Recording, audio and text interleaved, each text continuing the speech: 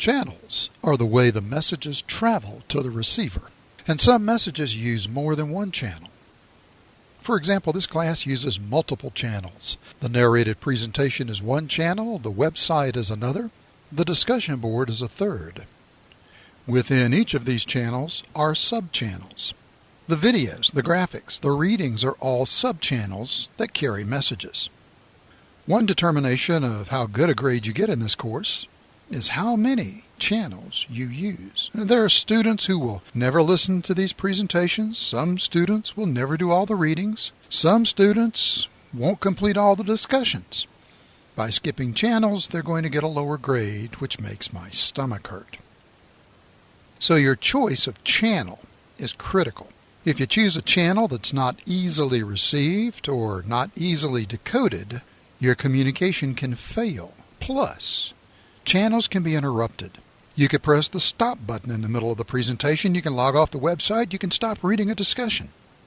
A critical element of military success is disrupting the channels of communication of your enemy. The same is true in the battle for political or ideological supremacy. Interrupting your opponent's channels of communication.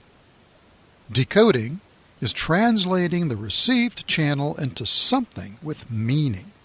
And as a sender, you're at the mercy of the skill of the decoder. No matter how important a message, no matter how thoroughly it's encoded, no matter how effective the channel, if the receiver can't decode it, we have failure to communicate. To increase the difficulty, no two decoders decode a message the exact same way. One might get it right, another might completely misunderstand.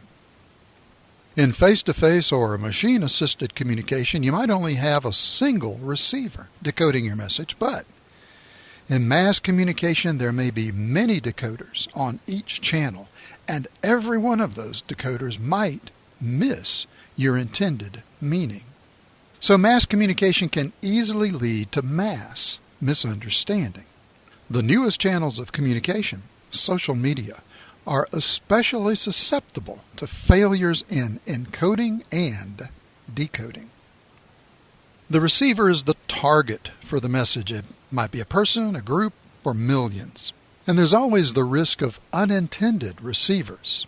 For example, this poster for an R-rated film was in a public park. Children were receiving this message, but it had no value to them. They couldn't purchase a ticket. So they were unintended receivers. Can we reduce the number of unintended receivers? Sure. We can be careful with our choice of channel and with our encoding.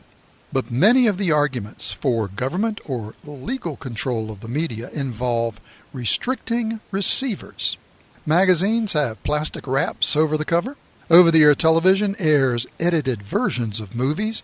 TV shows, movies, CDs, and video games are all age-rated to prevent unintended receivers. In discussions of mass media, who is watching has become a critical element.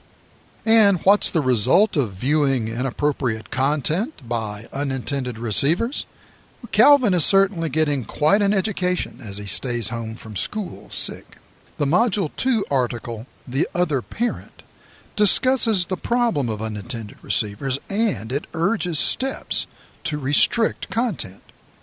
In the next presentation, we'll discuss feedback and noise.